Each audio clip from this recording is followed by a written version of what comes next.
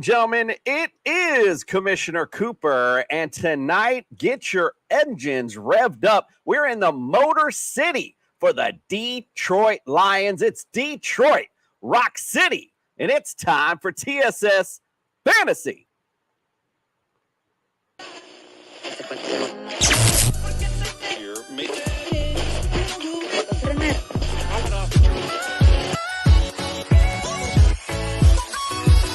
Yeah! It worked for The Rock, and it's going to work for me. And you just got slandered. That's what it is!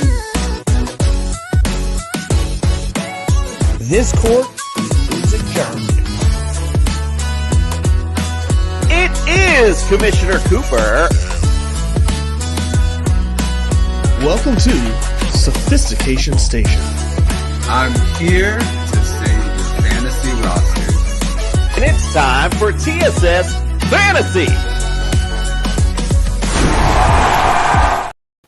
All right, ladies and gentlemen, let's get fired up because this ain't your daddy's Detroit Lions. Let's bring in our co-host tonight. Speaking of daddies, Nick, you got flattered. Macaronis, welcome in.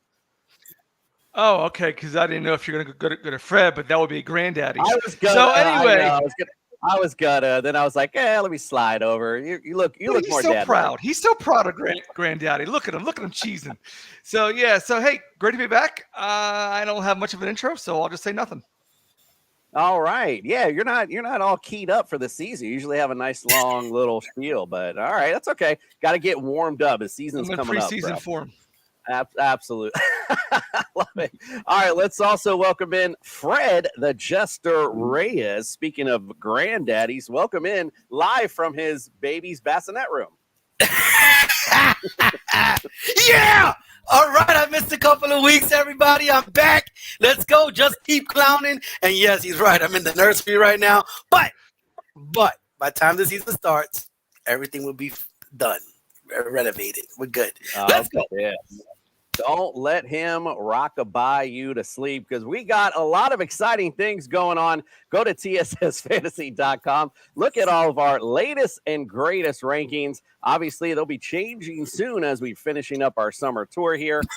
Also, don't forget to check out Underdog Fantasy. Use that promo code TSS. We'll double that deposit up to $100. Jazz Sportsbook as well. Don't forget, use that promo code TSS. Lots of different promos going on there. Also, if you're looking for some championship bling for your fantasy champion, go to Pro Am Belts. I'm just going to Underdog Fantasy for everything. Go to Pro Am Belts. They got lots of great bling for your fantasy champion. While you're on here, do us a favor, hit the subscribe, hit the notification bell, hit the like, hit a comment. Little things stopping you from doing it, big things popping for us when you do. We appreciate you, and I'm going to bid my fellow compadres adieu because I'm going to bring in the doc. I'll see you guys on the other side in a little bit.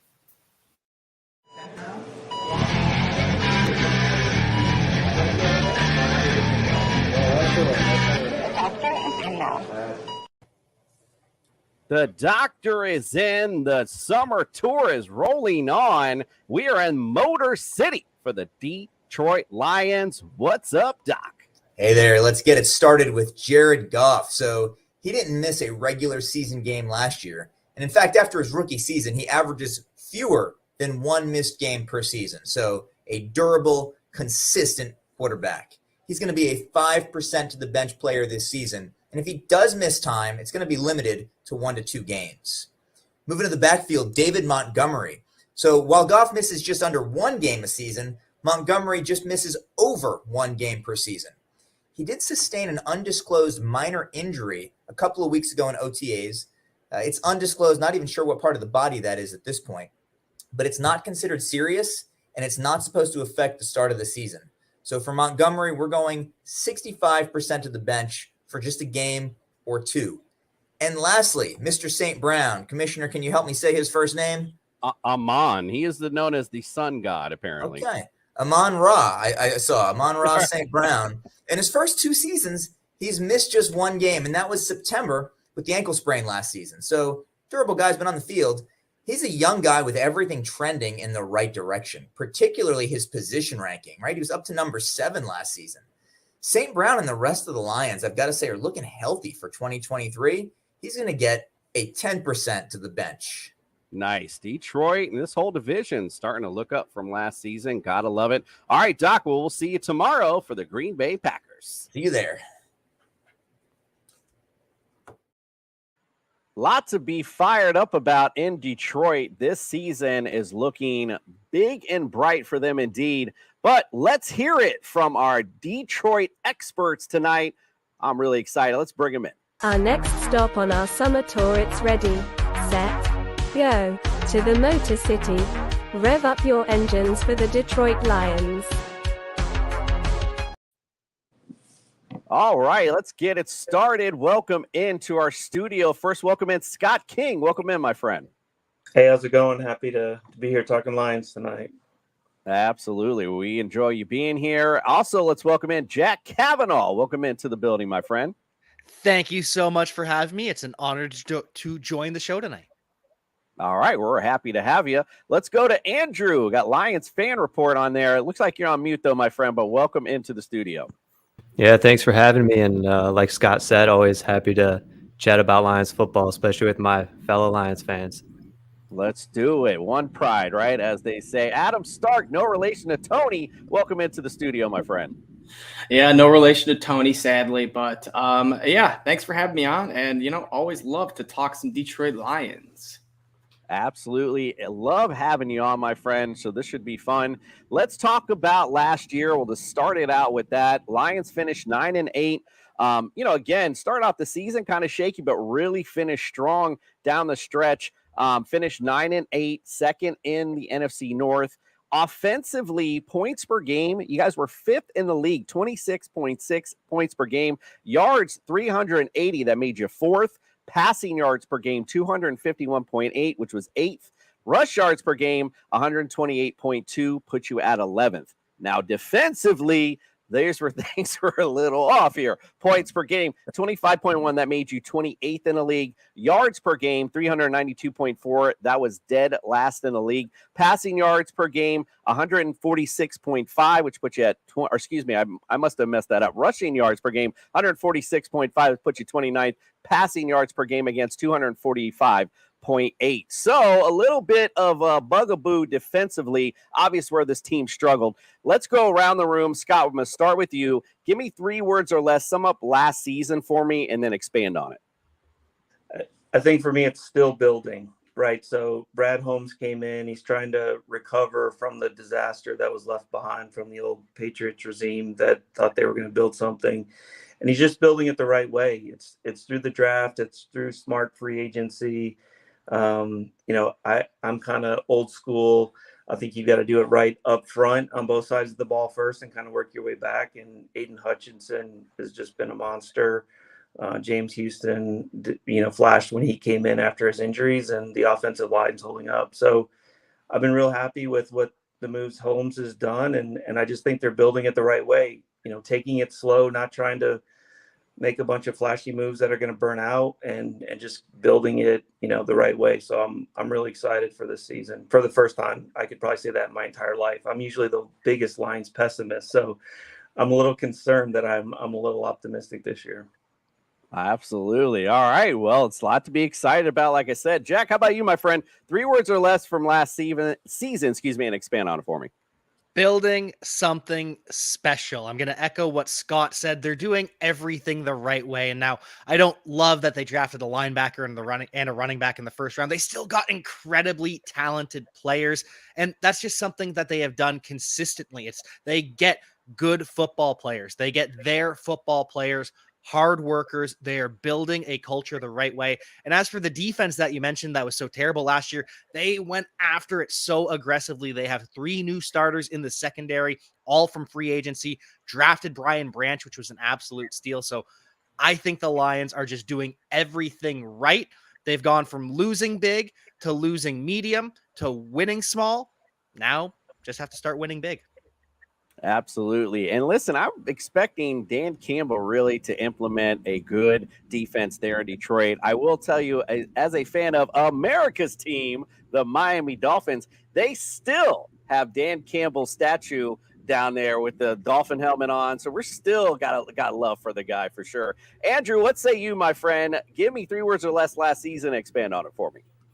Yeah, I'll give you 2 words here: delayed gratification. I think it's important to recognize whether you're Lions fans or root for other teams. Like the situation that Campbell and Brad Holmes were put in when they took over for Patricia. I mean, that was not an easy situation. It was. I know Brad Holmes, our general manager, likes to call it a retool, but in all reality, it was a rebuild. And I think year 1 was all about establishing that culture. It wasn't about that win-loss column. And then you go last year, it was all about, improving on the culture that you had built in year 1 and starting to put together some wins, which we saw them do ultimately at the end of the day. They finished 9-8, but now you're in year 3. And now this is the year where you have to start all the work you've put in those first 2 years. It's got to culminate to something. And I understand, everyone's opinion about, or, stance on, hey, it's a slow build. But the reality, in my opinion, is it's the NFL. It shouldn't take you more than 3 seasons to get into the playoffs. So for me, again, it was delayed gratification. It took us, 3 years to get to the point where we are today. But the reality is this is a playoff team, and they've got to put some wins together and make the playoffs this year, in my opinion. I think they definitely got the right tools to do it. Adam, what say you? Give me 3 words or less from last season. Expand on it for me. I'm going to go one more game, and that was because we just needed one more game to make the playoffs. It was that. The Lions finished hot. We ripped the heart out of Aaron Rodgers. We played the primetime game that we did not have, but we forced ourselves on the primetime field. And now we got a great opportunity. Week 1, smack dab in front of the whole NFL against Kansas City. I think the Lions are primed coming off of their most recent game, which was the Packers game. And I think they are just ready to, take on the NFL. I'm super excited to see what these boys do. So as we're speaking of it, we talked about what was, so let's talk about what is. You talked about some marquee additions in the secondary a minute ago, Jack, talking about Cameron Sutton, cornerback. You got Chauncey Gardner-Johnson, safety. Actually, you got Marvin Jones as receiver as well. Not a bad get up there. You did have a little bit of subtractions, especially offensively with DJ Shark being gone, Jeff Ododa, Jamal Williams, and DeAndre Swift. Obviously, some key marquee players in the offense now gone. But again, you added through draft and other means. So talking about the draft, first pick, Jahmyr Gibbs. So again, adding that running back explosiveness right away with the running back from Alabama, and then Jack Campbell, the linebacker from Iowa. That was your first 2 picks in the first round, so that was great. Sam Laporta, tight end from Iowa, was in round 2. Another round 2 pick, Brian Branch, safety from Alabama. Round 3 at Hendon Hooker, quarterback from Tennessee. Broderick Martin, defensive tackle from Western Kentucky. That was also in round 3, so some nice picks early on. Round 5, Colby Sorsdale, offensive tackle from William Mary. And last, round 7, Antoine Green, receiver from North Carolina. So let's go opposite end. Adam, let's start with you this time. Give me a prediction for this year for this Lions team and tell me why they're getting there.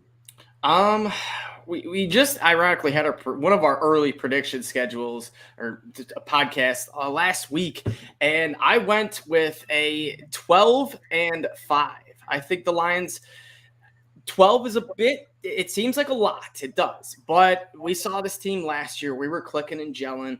The NFC North isn't what, they were. Our biggest threat, Rodgers, is gone, and I really don't see anyone else as a threat. So that's 6 games off the bat. That shouldn't be too hard. We only got some difficult ones in, the Ravens, the Chargers, and obviously the Chiefs. And I do believe the Lions are going to be at a point where they might be still second-guessed or underrated or, looked down upon, and then next thing you know, that it's a trap game and they shock, the Ravens after losing, or just coming off a bad week or something. But ultimately, I think the Lions, they showed they can hang in the big games last year. We upgraded, added a lot, and I think we're going to be able to win a couple of those big games leading to a 12-win season. I like it. Wow. 12-5 for these Lions. Big and bold. Let's get it. Andrew, what say you? Well, I guess it must not be too big and bold because I think I agree with Adam here, and I've got them winning at least 12 games this year. And I think kind of to harken back what Adam just said, I think when you look at the NFC North as a whole, I think the Lions have the upper hand when it comes to all of their division rivals. Because when you look at Chicago Bears, they're year 2 in their rebuild. They're kind of where the Lions were last year. You look at, the Minnesota Vikings, a lot of talent on offense, but you go look at that defense. They lost a lot of key veterans this offseason, are relying on a lot of unproven rookies or just younger players in general. And then obviously the Green Bay Packers. I mean, who knows what Jordan Love is. That defense, while they have all the talent in the world, they were not all that great last year. They bring back the same defensive coordinator. So I think not only do the Lions have the most talented roster in the NFC North, but I just think when you compare them to the other teams around them, the Lions are just that one step ahead. And I think just being one step ahead ultimately in the day is going to be enough of a difference for them to be able to win this division. So I got 12 wins, and honestly, as a Lions fan for, the past 10 plus years now, that kind of sounds crazy to say, but it's the one season where I feel like I don't sound too crazy saying that. Yeah, no, to your point, of course, the Green Bay Packers obviously took a step down. The Vikings look like they're going down, taking a little bit of a step down. And the Bears are on the rise, but again, they're, a little bit behind you guys to look like as far as team development goes. So yeah, all fair points. Jack, what say you? Give me a prediction. I'm going to say that they win 12 games as well. I know I'm just following the crowd, but I gave them 10 wins last year. If they don't break my heart on Christmas Eve and ruin my Christmas against the Panthers, then they get those 10 wins. So I'm going to give them 2 more this year. And I'm going to say they're winning the NFC North, the only NFC North team to make the playoffs, because as has already been iterated, the Packers are rebuilding. The Bears aren't good yet. And the Vikings have taken a massive step back. They are in their retool phase. The offensive line is terrible. The defense is terrible. Kirk Cousins versus Jared Goff. Give me Jared Goff. I like it. All right, Scott, what say you? What do you got for a prediction? So I'm slightly off that number, but I'm at 11 wins, 11-6. All for the same reasons. I think they're really building the right team, and the rest of the NFC North, as everyone has said, is on the way down. They also play the NFC South, which is down as well, right? I mean, it's a completely new. I think everyone is starting a new quarterback in that division this year. So you're looking at, not only is their division soft, but the ones they're playing outside. So I think the offense doesn't score as many points this year. You mentioned some of the departures, especially from the wide receiver room. So they've got some work to do with some depth adding. So hopefully they don't need to, because the defense is holding teams down. So I think people are going to be, maybe if they're trying to take a shot at Detroit, they're going to say, oh, the offense is not as explosive. Well, I hope it's not. I hope they score 24 points and only give up 12, and then it's a much happier outcome. So I think 11 wins, win the division. And we're going to find out a whole lot the first game of the season, standalone Thursday night. 11 or 12 wins in this NFC that's not so great. Definitely, I think, puts you in the playoffs, what makes you guys definite happy campers. And who knows, get hot like you were last year. I think Andrew brought that up, how hot you were down the stretch. Who knows what happens in the playoffs. So absolutely, I love it. All right, well, like we said, this is not your daddy's Lions team no more. They are moving on to bigger and better things. Now, we got all serious here for the first segment. We got a little, talked about last year, talked about this year. Let's have a little fun now, right? I'm going to break it up. I'm going to have Andrew and Scott on one team and Adam and Jack on the other. We're going to play Fantasy Quiz Show Lions edition. And basically how this works is just like Family Feud. I'm going to pair you up. I'll ask you both a question. Shout out the answer. Whoever has the highest will earn that spot for their team. You guys can finish out the round, but you'll have 3 strikes, you'll have a strike for every wrong answer. Get 3, the other team gets a chance to steal the round from you. It's pretty self-explanatory. Let's get it on. It's Fantasy Quiz Show Lions edition. There seems to be no sign of intelligence. It's the Fantasy Quiz Show. Justin Jefferson. Justin Jefferson. It's going to be a long game. Not going to be a long game tonight. We got Lions experts in the building. Let's start it out. Round one, Scott versus Jack. Let's get it started. I like to do little layups to start, but I have to say this one not as much as a layup as it usually is. We're going to go top 5 answers on the board. Here is the question. I'm going in all-time history for your Detroit Lions, and I'm looking for your pass thrown TD leaders. Matthew Stafford. Matt Stafford.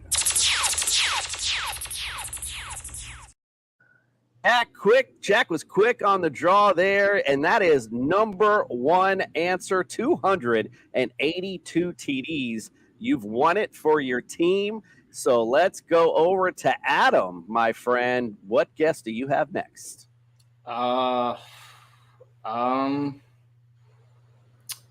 Eric Kramer.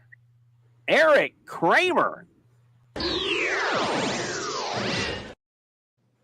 This is going way back, Adam. I'm sorry. I know. I'm a young one.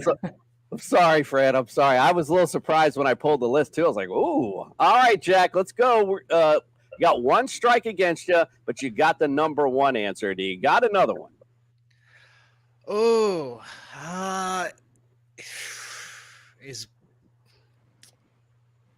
why am I blank? Scott Mitchell? Scott Mitchell. Oh, thank goodness. The lefty is on there. Scott Mitchell, 79 TD passes. He is number 4 all time on this list. Now, the rest of them, good luck. Adam Stark, my friend, we're looking for 2, 3, and 5 all-time pass thrown TD leaders for the Lions.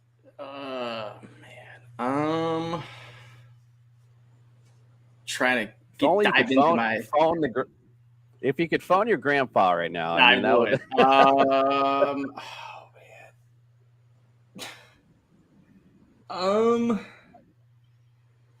I'm just gonna go.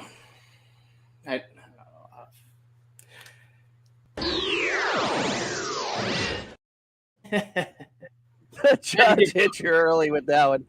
I think the judge was trying to help you out there. Jack, all right, listen, you got 2 strikes. There's 2, 3, and 5 on here. Can you nail one of them? Bobby Lane. That's who I was struggling Bobby with. Lane.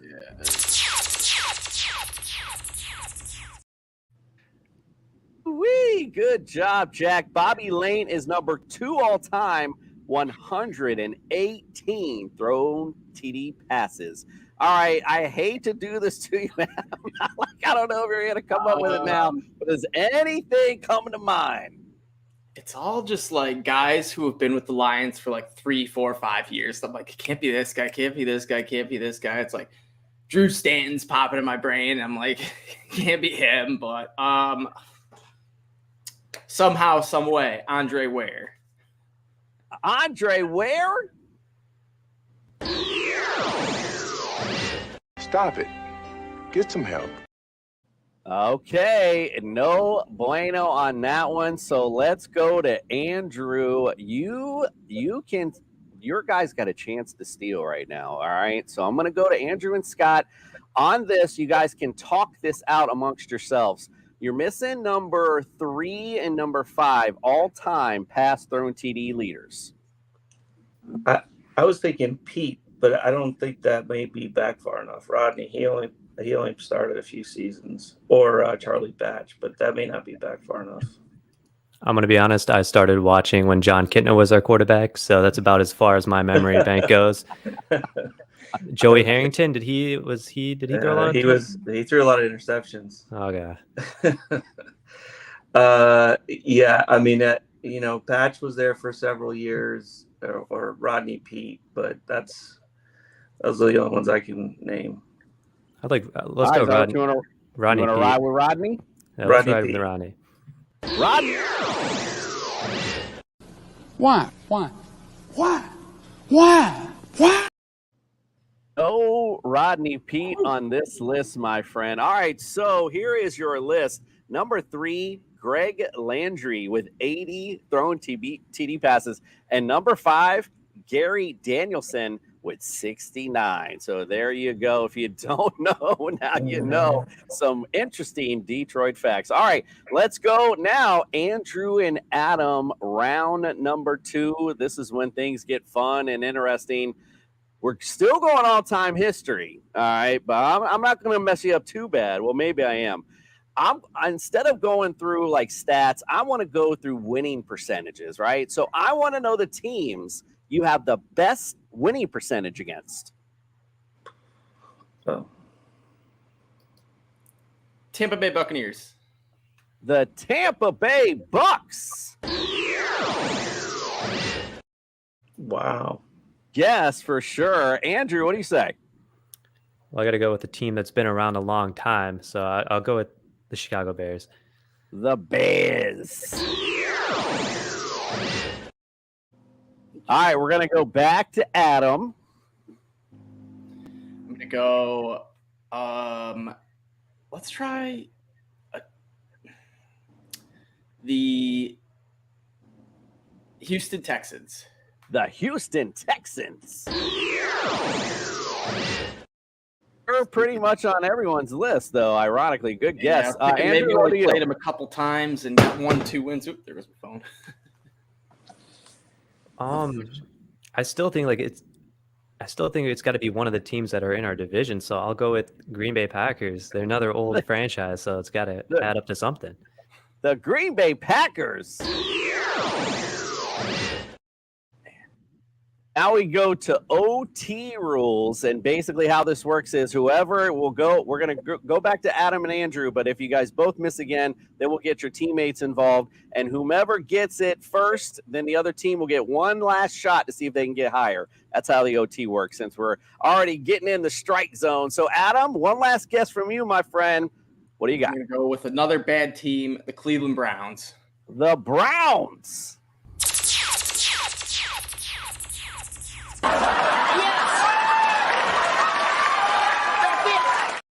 The OT rule worked because the Browns actually are the number 1 answer on this list, believe it or not. You are 16-5 all time against the Browns. That's a 762 winning percentage. Let's go. The number 2 one is the Atlanta Falcons. You guys are 25-14 all time against the Falcons. Number 3, the Jacksonville Jaguars. You guys are 5-3 all time against the Jags. Now, Andrew, you're on the right track with the old teams. You were close. The Cardinals, 37-28-6 all time. They were number 4 on this list. And number 5, the New York Giants. You guys are 24-21-1 all time against the Giants. If you don't know, now you know. Good stuff, though. Jack and Adam, you guys are ahead 2-0. Scott and Andrew, you need this round here. Let's get Scott and Jack back in it. We're going to go top 5 answers on the board. I'm looking for all-time history, but I'm going to go with your top 6 receiving touchdown leaders. Calvin Johnson. Calvin Johnson. Calvin Johnson.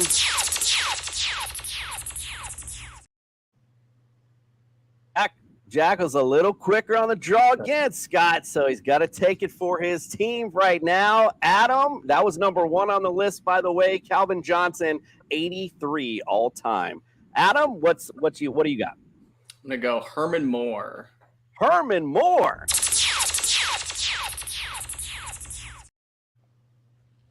Or number 2 all time on this list with 62. All right, Jack, what do you got? Brett Perriman. Brett Perriman. Sadly, not on the list. I think, Jack, that's your first wrong guess so far, man. You went on fire, bro. It is, and I went deep too. I went old. I thought he had more. All right, 1 strike. Adam, what do you got? Charlie Sanders. Charlie Sanders. 2 strikes and a lot of meat on this bone. Jack, what do you got? Golden Tate. Golden Tate.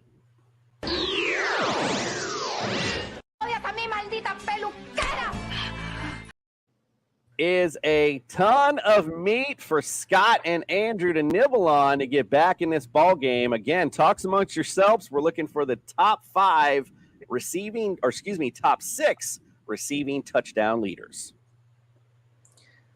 Johnny Morton was who came to my mind. He was there a long time, but that's I like that all answer.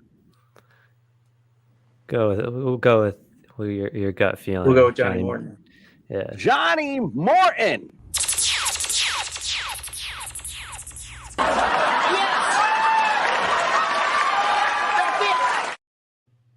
Good job. Right back in this ball game, 2-1. Johnny Morton, number 4 on the list, but he could have been 4, 5, or 6. All of them are tied with 35. You got Johnny Morton, Leonard Thompson, and Terry Barr, all tied with 35. And number 3 on the list, Marvin Jones with 36 all time. Wow. All right, gotta love it. All right, look, we're getting close now. It's 2-1. Let's go back to Andrew and Adam. Top 5 answers on the board. And man, I'm going to hit you with it again. We're going to go back to those winning percentages. Top 5 answers on the board. But I want to know the teams you have the worst winning percentage against. Green Bay Packers. The Green Bay Packers.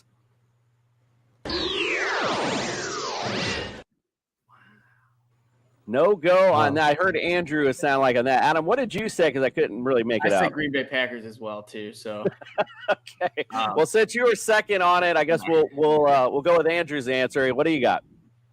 I said the Packers as well. Yeah, I'm sorry, man. We'll go with Adam for your next answer since we'll take Andrew's.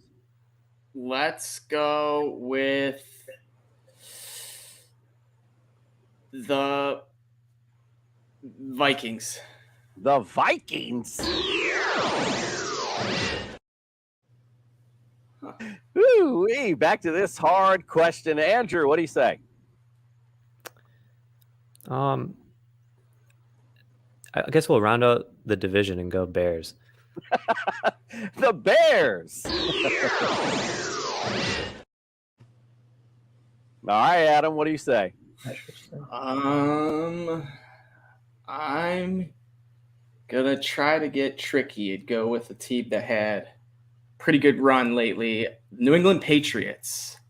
The Patriots.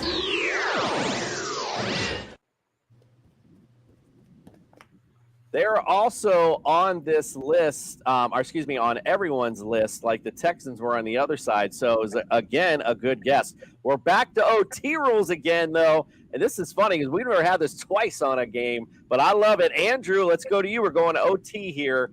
Give me what you got. I mean, I'll go with a team that has caused us a lot of heartache over the years, and I feel like the Cowboys could be on that list. The Cowboys.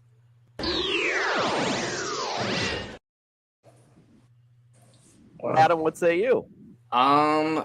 Let's go the Raiders. The Raiders. I think that's 6 teams, so we got 26 more to go. Scott, what say you? We're running out of choices here. I'm gonna go with the Rams. The Rams. Jack? Eagles. The Eagles.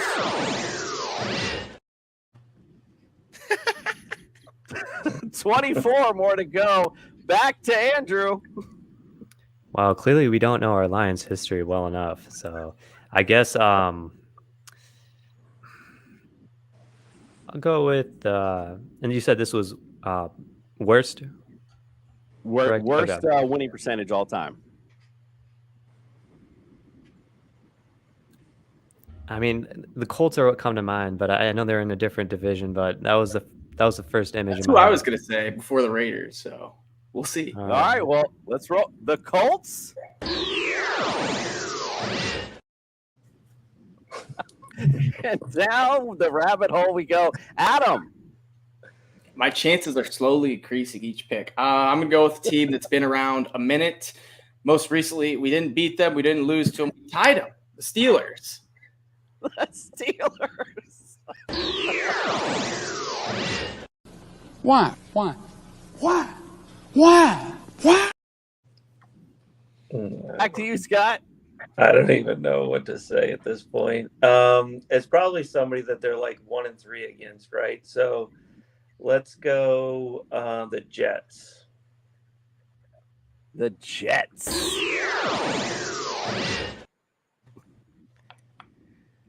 Seattle. We're gonna hit it at some point.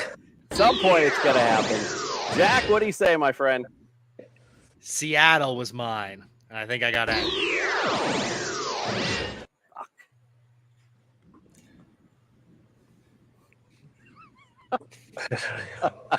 What do we do? Oh my goodness. This is terrible. This one might go all night, I think. Adam, I think we're back to Andrew, actually. Andrew, back to you, my friend. Well, if we're going down the list, I'll throw out 49ers. Okay. That's a good one. Stop it. Get some help. Adam? Gonna go with the Ravens. The Ravens!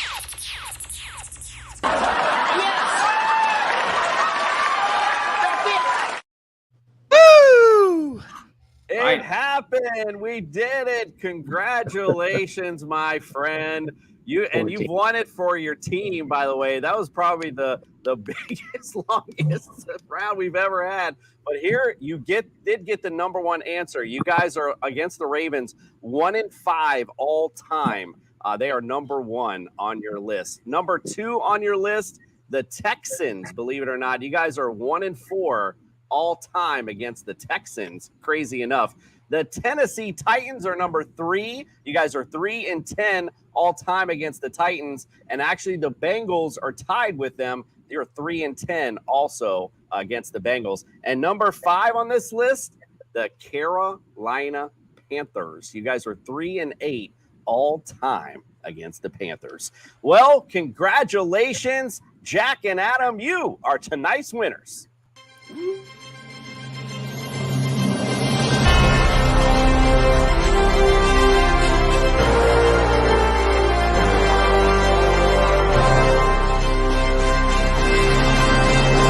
Holy hallelujah, we've done it. Woo!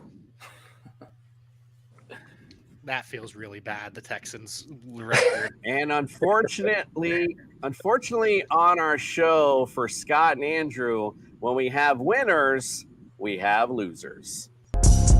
Dumbass.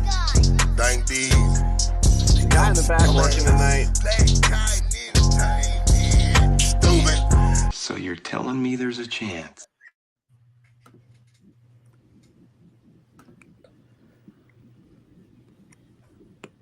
We lose. Hey, at least I'll never forget Great the game right tonight, answer is the guys. Texans. Sorry, my internet's messing up. However, great game tonight. This is the time where we like to get you guys to plug yourselves, let everyone know where they can find you and get all your great stuff. Scott, we'll start with you. Where can everyone follow, subscribe, and get all your great content? Yeah, you can follow me on Twitter, NFL Fantasy_more. I also contribute to footballgarbagetime.com. Always talking Lions, sports, fantasy, whatever you got. So excited for the season to be coming for sure.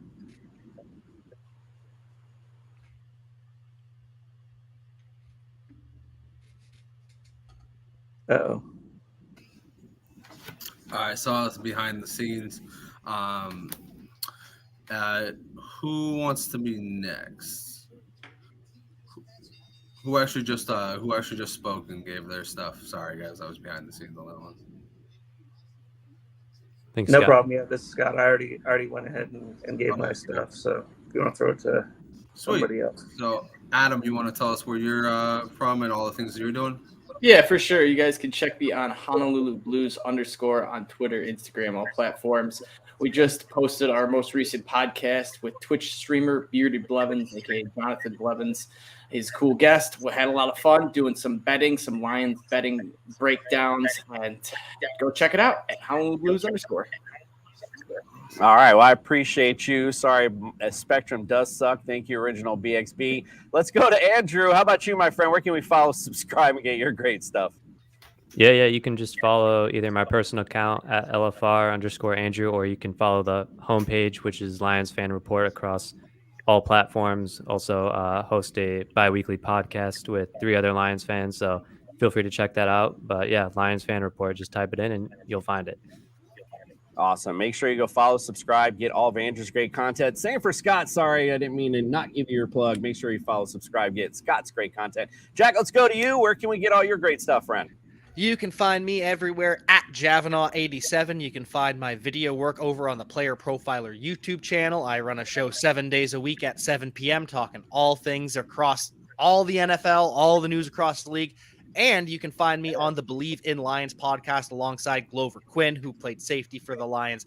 We do a show that we'll be ramping back up and be doing twice a week during the season. Awesome. Well, make sure you get on, follow, subscribe, get all Jack's great content. Listen, if you guys want to stick around, I'm more than welcome to. We're going to take a quick commercial break. When we come back, we're going to do our fantasy focus for the Lions. But if not, it was a pleasure to have you on, and hopefully we'll get you back on later in the season. Thank you guys again.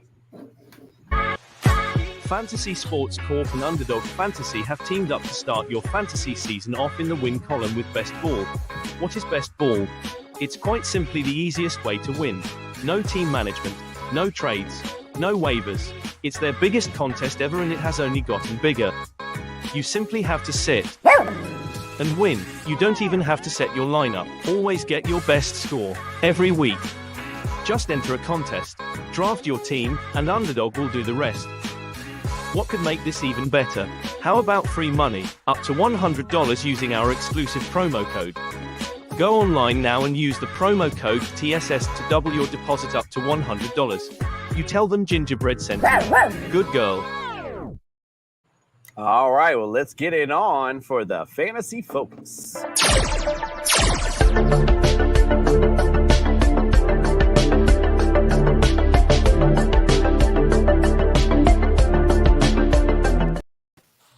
And, lots of exciting things to look at with this Detroit Lions team, quite frankly. Let's start off with Jared Goff with the quarterback. I mean, after some disappointing seasons with the Rams in 2019 and 2020, I think he's had a pretty good comeback, I guess, from the Rams, you should say, especially after last season. Really finding his groove with this offense, especially offensively. We sat here, with passing the football, because I had mentioned earlier the stats earlier how good the Lions were passing the football last year. Finished QB 10 in fantasy scoring last season, 4,438 yards and 29 touchdowns. I don't expect him to miss much from last season, to be quite frank with you. So again, I like Jared Goff to be at least 13th or 14th ranked QB this year. Let's go to some of the guys in the back. Justin, we'll go to you. What do you say, my friend? I got him at 20. I think the time of Jared Goff being a top 10 quarterback has kind of passed him by, and I think that's not his fault. I think that's the fact that he can't run the football very effectively. So, in this day and age, you can be a total shit quarterback, and, if you can get 8 rushing touchdowns, you're golden fantasy. So it's not from lack of his ability. It's just his inability to pick up those 8 touchdowns on the ground like Jalen Hurts did, like Josh Allen did for numerous years. So for that, I'm going to say Jared Goff is definitely a very solid QB2, but he's somebody I'm not looking at in a QB1 league. And he's somebody that, I can safely feel like I can pass up on a lot of like those upper echelon guys and get him in the back end and be okay in like a Scott Fishbowl or a Superflex league. Freddie, what say you, sir? I kind of disagree. I think he's definitely I got him around 10, 11, definitely top 12. I can't count 10, 11 quarterbacks better than him. I mean, that's what I can do. I can't count 19 quarterbacks better than him. I think he actually finishes 11. I think Amon St. Brown has another big year. He's all they got. They have to throw the ball. So, and then you have to keep up because their defense is terrible. We'll talk about that later. So I see Goff throwing the ball over and over and over. Jack was all excited about their defense and changes they made, man. Why you go ruin the man's parade here tonight? All right, Nick, what say you, my friend? What do you say about Jared Goff? Not a lot, apparently. Muted. You're still on mute, sir. You're still on mute. We'll come back to you. Jack, what say you, my friend? Where do you got Jared Goff this year? I think Jared Goff will finish somewhere between QB 9 and QB 15. He is a low-end QB 1 or he's a high-end QB 2. The thing with Jared Goff is over the first couple games of the season, he threw 6 interceptions. And then over his final 9 games, he threw 0 interceptions and 15 touchdowns. So if he can avoid those turnovers, the touchdowns in the explosive Detroit Lions offense will be enough to keep him in that 8 to 15 range, but he will never climb higher than QB 8. Like Justin said, the ceiling is limited as a low-end QB 1. All right, Nick, I think you're back. What do you say? Yeah, I pretty much agree with what Justin had said. I don't rank him that low. I have hit him at 15, and I do see some positives, like what Jack said. He had that rocky start, and then the last 9 games, he didn't have any picks.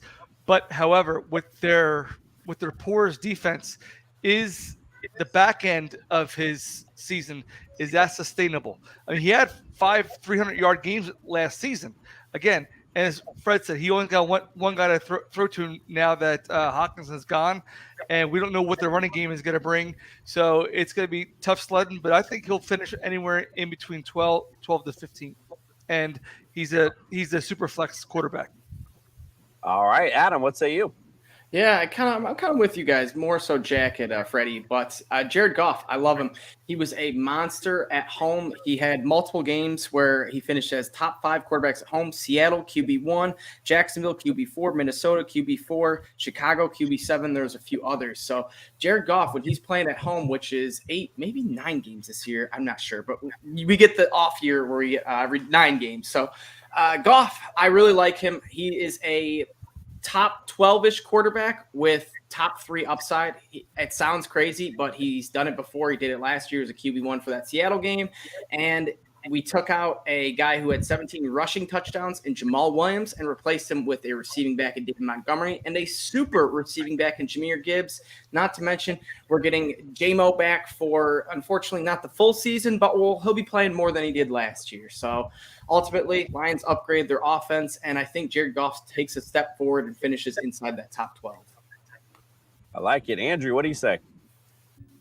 Yeah, I think Jared, I think I'd rank him somewhere in that 12 to 15 range. And I think it's important to understand what the Lions are trying to accomplish on the offensive side of the football. And I think someone mentioned it earlier, like he had multiple 300-yard passing games. And that was, I think that had a lot to do with the fact that the Lions had one of the worst defenses in all of football last year. So you're playing from behind. You're asking your quarterback to throw the football more than you want to. I mean, you look at Jared Goff's game logs, like he's throwing 30, 40 plus passes a game. And that's not that style of offense Ben Johnson and Dan Campbell want to be. They want to run the ball 25, 30 plus times a game. So I think now with these 2 new running backs, you're going to see the Lions run the ball a lot more, and they're going to ask a little less from Jared Goff in the passing game, which is why I'd have to move him a little bit lower because they're just not going to be passing as much this year, just given how much better that defense is going to be.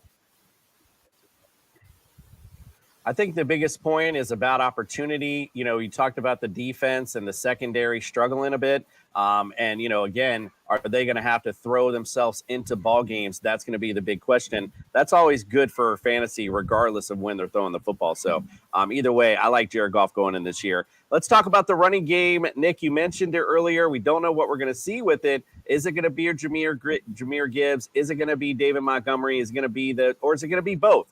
They got 2 great again, Jahmyr Gibbs has basically RB upside or RB1 upside for sure. But again, with David Montgomery in that mix there, that kind of hinders him a bit. So I got them both in the low to mid 20 to 30 range because they're both there, not because of how good they are or not. quite frankly. We know David Montgomery is bit with the injury bug a bit. So if it becomes a situation where Jahmyr Gibbs is the only guy, he's definitely got top 10 per week and could really do great things for your fantasy roster. But that's betting on injury. So again, right now I got them both mid-20s only because of the opportunities might get taken away and be a little less. Let's go to Nick first on that because you brought it up. What do you say about this running game? Yeah, this is going to be a little bit dicey, but I have in PPR ranks, I have Jahmyr Gibbs at 15, and I have David Montgomery at 26. Now, what I'm expecting to see is that Montgomery, he's going to handle the workload predominantly in the first 6 to 8 games of the season, and then once Gibbs gets comfortable in the offense, they're going to give the ball more to him. I was looking up Montgomery stats. Last season it was injury plagued, and he's never run over 79 yards in any game. So he burned a lot of fantasy owners last season. Again, he's running behind that Chicago Bears offensive line. I don't know if the Lions are going to be any better, but for what I see, it's going to be a split backfield. So if you're going to draft, don't draft with the hero back mentality. Fred, what say you? Yeah, I'm in total agreement. Almost with you. I think Montgomery is a low 28, low 20s, like 28, and Gibbs right behind them at 30. I really worry about the offensive line. We could try to force feed the run game all we want. I've seen it with the Jets. When you don't have a line, it just doesn't work regardless. 2-3 yards of carry doesn't work. So I still think we're going to see a lot of Amon St. Brown, and I think that's what the offense is going to gear to is that throwing of the throwing game. Justin, how about you, my friend? I like them both. I got Gibbs at 17. I got Montgomery at 25. I think, like Nick said, Gibbs is going to be one of those guys that comes on late in the season, kind of has one of his breakouts among the last 10 games or so.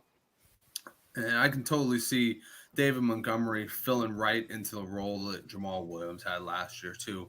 So, this guy could be, putting in 10 touchdowns, and he's just fine for fantasy. If you're really looking at it through a 1-year lens of fantasy, I would just go out and get David Montgomery because you can get him 3-4 rounds later. And you're looking at a guy who his role in this offense is to be the touchdown guy at this point. So I would roll with that. But like I said, Jahmyr Gibbs, I think he's going to be a fantastic addition to this team. DeAndre Swift, the past 2 seasons, while injury plagued, has averaged 70-plus targets in this offense. And every year they did that, he was at least top 15 in average points per game in fantasy. He's the real deal. I mean, he needed to kind of be brought along and maybe, had, less time on the injury time or on the injured reserve. But Jahmyr Gibbs seems to be the real deal too, and he's from Alabama. One thing we know about Alabama running backs is they're built a little differently. They're built a little sturdier. So hopefully he plugs in and we actually get to see what we could have seen with DeAndre Swift in this offense. Unless your name is Trent Richardson. Yeah, that was the outlier. Everybody's got the outlier. Somewhere out there. All right, let's go to Adam. Proud of. Yeah, I'm kind of with you guys, with everyone here. I think Montgomery is going to excel those first 6 weeks where, J-Mo is out.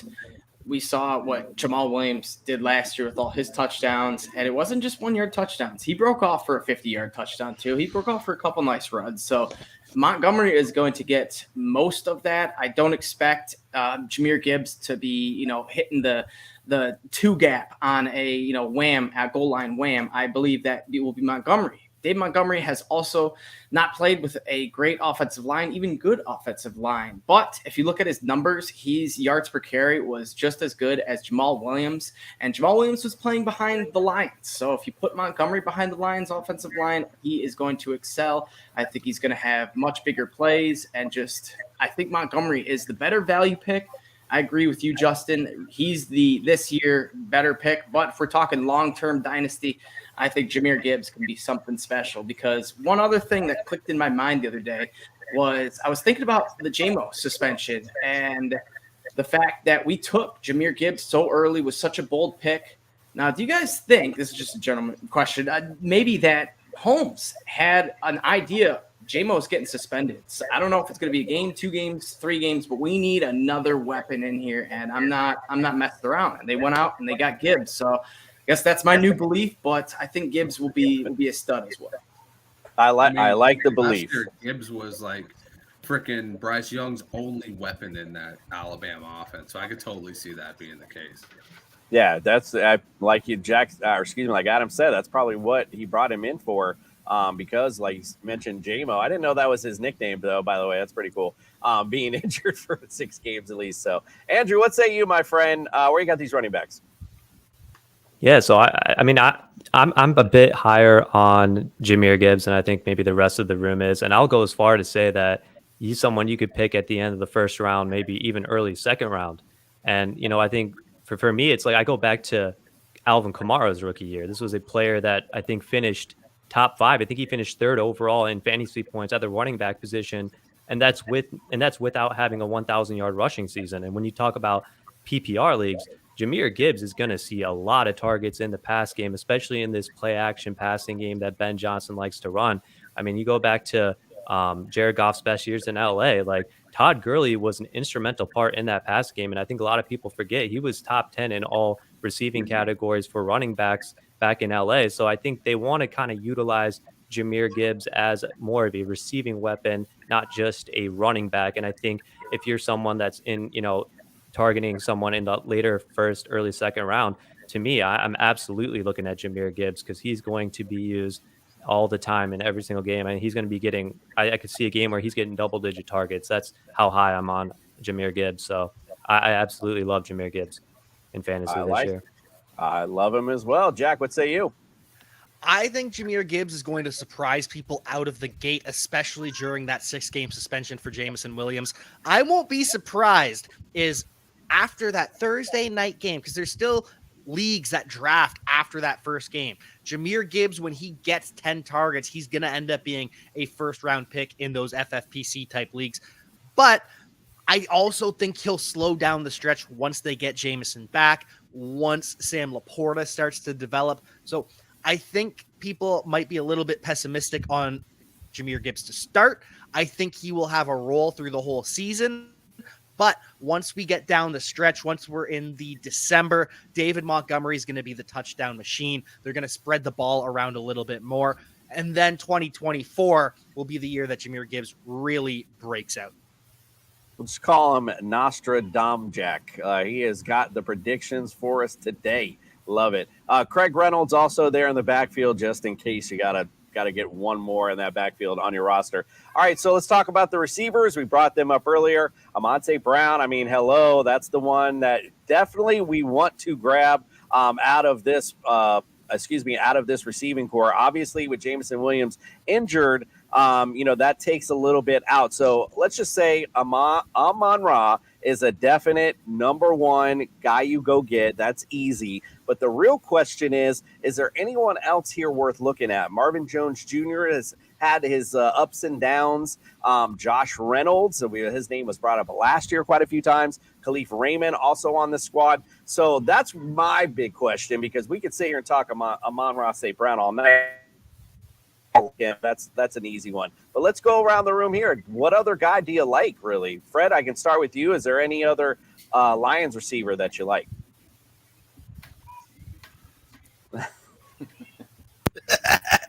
No, I'm looking at the roster. No, I got nothing to say about that. All right, Justin, what do you say? As far as drafting goes, I'll draft Jameson Williams, but I'm going to draft him really late, because here's the factor into this. When he comes back, he's going to be coming back with a full head of steam. He's still going to have the attributes that made him, great coming out of Alabama, which was his speed. And that they're going to get him back, at least I think it's the rules like 2 weeks or so before they can come back from the suspension. They can be on the practice field again. So he's going to have like those reps again. If I can get him at a steal, I will definitely click the draft button. But if he's going where he's going right now in ADP, I'm going to pass on that. One guy to look out for on waiver wires, though, is Josh Reynolds, because he always somehow flies under the radar, gets like 8 to 10 targets, and every once in a while he sprinkles a touchdown on that stat line. You're like, oh man, Josh Reynolds? What? But yeah, everybody else, no, they could. I feel like Josh Reynolds was on every waiver wire show last year. It felt like. All right, let's go to you, Nick. What do you say, my friend? Pretty much a combination of what Justin and Freddie said. No, but if I'm in a pinch, I need a waiver wire streamer, I'm going to pick up Reynolds. All righty. Nice, tidy it up. Really nice. Andrew, we'll start with you on this one. What do you say? Yeah, I mean, outside of St. Brown, which is the obvious one, even as a passionate Lions fan, if I'm trying to win my fantasy league, I'm not touching any of the other receivers. And to be honest with you, I think if you do draft Jahmyr Gibbs, you kind of are drafting a receiver, because I think he's going to be second in targets in this passing game for the Lions. So, I mean, yeah, outside of St. Brown, I'm going to not draft any receivers from the Lions. I love it. All right, Jack, what do you say? I think it's going to be a very consolidated target share. Amon-Ra St. Brown is going to be an absolute target hog. Jamison Williams is going to be the clear-cut B. I don't care about the rest in fantasy leagues, but in DFS, there's going to be some value in a Khalif Raymond week. He's going to have that 1-2 touchdown game while Jamison is out. We're going to have to look at the schedule and the cornerback matchups and that stuff. So in regular fantasy football, not at all. In DFS, though, we're going to have some surprise weeks. There's going to be a Josh Reynolds week. There's going to be a Marvin Jones week. So I don't know when, but we're going to be watching. I'm calling. There's going to be a couple Marvin Jones weeks. It seems like that guy is like he's a big target. Seems to fall into 3 touchdowns or nothing. Exactly. That's true too. But it's going to be one of those big games anyway. All right, Adam, what do you say? Well, also not just, Marvin Jones, Josh Reynolds, whoever, our tight ends have been involved. We saw Shane Zylstra get the maybe it was two 3 touchdowns, and Brock Wright both had the 2-3 touchdown game. And we just brought in Sam Laporta, a pretty much upgrade of both of those guys. I know he's a rookie, so it's tough. But, yeah, like you're saying, Jack, at DFS later down the season, if you want to just keep playing that Sam Laporta, one of them is going to hit. I can't tell you which week it'll be, but he is going to have a big old breakout game where he shows Lions fans he can do it all. So, not too much outside of Amon-Ra St. Brown. I kind of agree with everyone here, but J-Mo.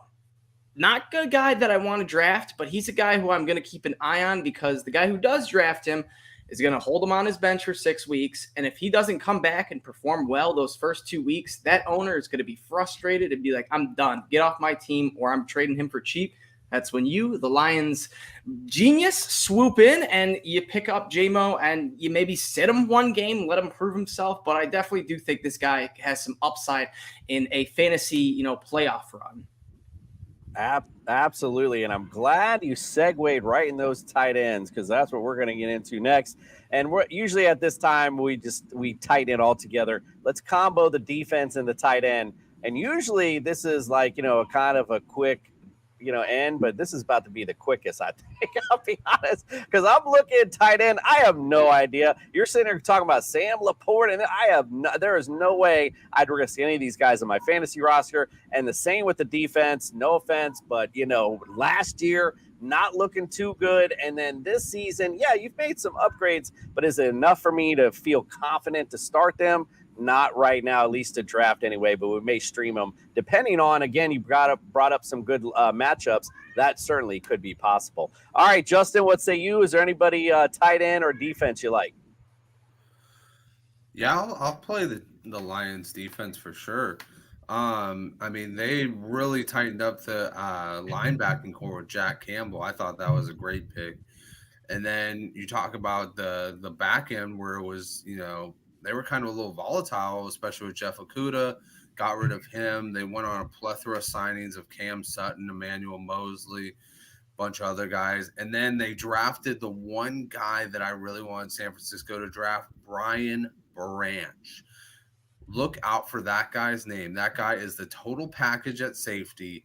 He can hit you hard. He can cover really well. You don't burn him. This is the guy who's really going to take over in that secondary, and he's really going to start sending messages to people coming across the field. So I really like what Detroit did with this defense. I think that a lot of the times with defenses, they really play off of the vibe of the game. And if you can get, a couple sacks here and there, then you start forcing a fumble, maybe get an interception. And this whole NFC North is wide open. I mean, you got the Bears, you got the Packers, and you got the Vikings. 3 teams very beatable. I could see the Lions taking this division over, winning at least 5 games in the division if they really want to. I'll go all day on that defense. But let's move on to the tight end. Sam Laporta is the only one you want to try and get, and that's a flyer move right there. TJ Hawkinson was I get it. TJ Hawkinson was not a huge threat in this offense, and last year was weird that they gave 9 touchdowns to Brock Wright and Shane Zystra. But Sam Laporta seems to be the guy out of Iowa. All righty. Let's go to Fred. What do you say? I don't know how he got so much out of so little, man. Go ahead, Justin, brother. I was going to say Brian Branch. That's all I was going to talk about for defense. I will not draft. I'm a fantasy football guy. I'm drafting no tight ends, no defense. That's it. I got nothing else to say. Yeah, they're a wait and see defensively for sure, no matter how long. The schedule mine. Go ahead, Nick. What do you say? The tight end and the defensive room is about as bright as midnight. The only game I would consider playing the defensive Lions for is it's October 15th at the Bucks. That's pretty much about it. Because that is a DFS special right there. You talk about DFS. That's the game you play because they're playing Baker. I just got burnt Mayfield. And just so you know, Nick's a long-time Baker hater. So just so we're all love clear. Baker All Mayfield. clear. Jack, let's finish things up, my friend. Tell us we're wrong here. Draft a D or one of these tight ends should we draft? Well, you can't draft the D because they play Kansas City week 1. So that would just be an absolute waste of a draft pick. I take defense last pick anyways, last 2-3 rounds at the very least. So can't draft them. You can stream them. They'll play Jordan Love, who is still kind of a rookie. They'll play Justin Fields, who did turn the ball over a fair amount. So they'll have some good matchups, but we'll have to wait and see. And that's the nice thing is you don't have to play them early. As for tight end, Sam Laporta will have his weeks down the stretch. He's probably going to be the starting tight end from week 1. So there's some upside there because really it's tight end. 3 receptions and a touchdown makes you a tight end 1. Nice. Adam, tell us what's up. Yeah, I kind of agree. Tight end's kind of tough for the Lions, but at least it's not, something super tricky like it kind of was last year when TJ Hawkinson departed, where it was either Brock Wright or Zylstra. Now we kind of have a better idea with Sam Laporta. But all in all, if we're talking Lions defenses, I agree, Justin or Jack. I'm sorry. Week 1, it's the Lions or it's the Chiefs, and I don't think you could stream the Lions defense, no matter how good they're looking. But throughout the year, you can stream them. They are favored in 11 games, so 11 games are definitely streamable. They play the Bears twice, the Packers twice, the Saints, who aren't that good. You got the Bucks, also the Panthers, the Falcons. So there's a few games sprinkled in there. So the good thing with the Chiefs being their first game, they likely won't be drafted at all unless you're in a Lions fantasy league with a bunch of Lions guys. Then they probably will be. But wait till maybe even after that Chiefs game, get them for free. Seahawks game, it would be tough, but it is the home opener. Lions are looking for some revenge. It wouldn't shock me to see good performance. But after that, they play the Falcons, then the Packers in weeks 3 and 4. So those are the 2 where I would take the Lions defense. They might not be looking for revenge, Adam. They might take that first one in KC. You never know, man. All right, Andrew, what say you, my friend? I'll keep my answer super simple. I am not going to be drafting any Lions tight end. I'm not going to be drafting their defense. There's a million other better options out there that I can pick from. So I might stream them depending on the matchup. I know, like someone mentioned earlier about, when we play the Buccaneers, that might be a good week to pick them up. But all in all, I'm not going to touch them in the draft. Awesome. Yep, I feel you. But they're very streamable. I've definitely learned tonight as we're talking about that schedule. Those are some juicy matchups as you were going over. I'm like, okay, I can see putting them in there. So I do like that. All right. Well, good luck. Thank you guys so much for coming in tonight, and good luck to your Detroit Lions this season. Again, everyone go follow, subscribe, get all of their great content. If you're watching us, hit that subscribe, notification bell, like, and comment. We appreciate that. Tomorrow night, we are in Green Bay, Wisconsin to do a Lambeau leap into the season with Green Bay. The Detroit fans aren't approving of it at all. All right, so we appreciate you. If you guys are still tuning in, guess what? Right after this, we got another TSS show, and it's all about Dynasty Hour. So make sure you check out the Dynasty Hour. Chuck, Jagger, and my boy Justin and Andrew are bringing you all the latest and greatest in fantasy dynasty news. All right, guys, we appreciate all of you, and we are out.